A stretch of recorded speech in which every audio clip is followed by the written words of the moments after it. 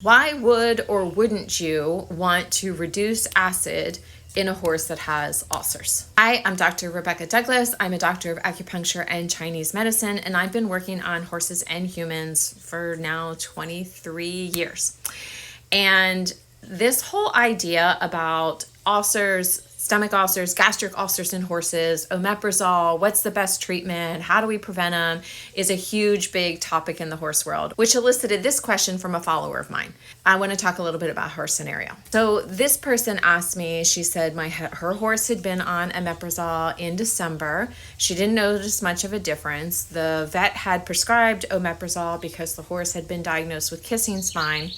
And yes, a lot of times vets will preemptively put a horse on ulcer medication if they've been dealing with a lot of pain, because the stress of the pain raises the cortisol, and then that shuts down prostaglandin production, and prostaglandins can help protect the gut to keep them from getting ulcers.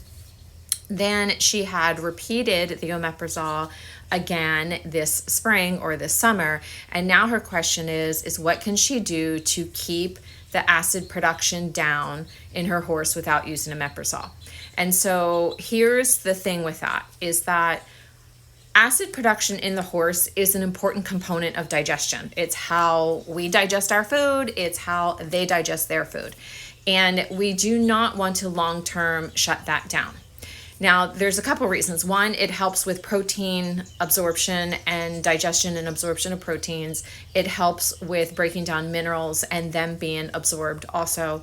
But it also protects the gut, the internal of our being and of the horse's being, from any pathogens, right? So if you eat something and it's got a little bit of bacteria on it, or it's got something like that, the acid in your stomach is what kills that. So you really don't want to go around with low acidity.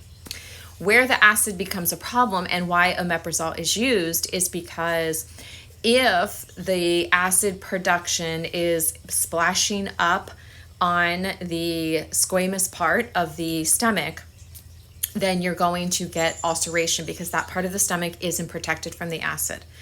And so there is also certain things that can happen, like NSAIDs, that also affect prostaglandins, which then allow the gastric portion of the stomach also to develop ulcers.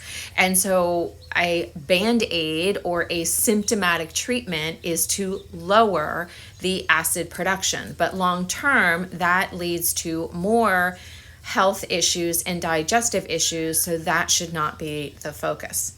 So anybody who's got questions about this, feel free to ask me, but also I've got quite a few videos. So I have the one on omeprazole, which is pinned on my page. I have a video on the top 7 reasons why horses get ulcers, because in essence, knowing those top 7 reasons, if you prevent those top 7 reasons, then you're going to prevent ulcers. So make sure you check that video out.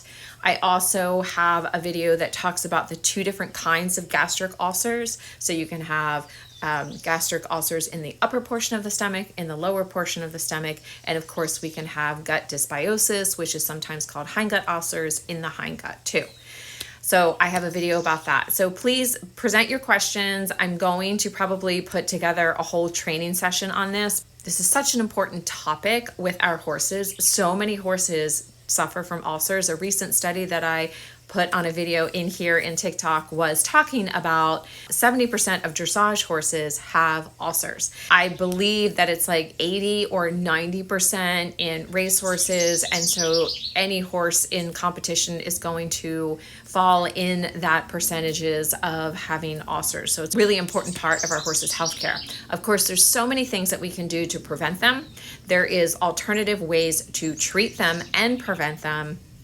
And of course, I never want to tell someone don't do omeprazole, but I want you with that video to be very clear about the good and the bad of omeprazole, when it's necessary, when it's not necessary, what are some of the precautions that you need to take, and how you can keep your horse from having these repetitive cycles of omeprazole, which can be problematic. And of course, I'm going to put together a training on this because this is so important. So head on over to the Hale and Hardy Horses website, because that's where you will find any information about any courses that I'm teaching and what's coming up in my business.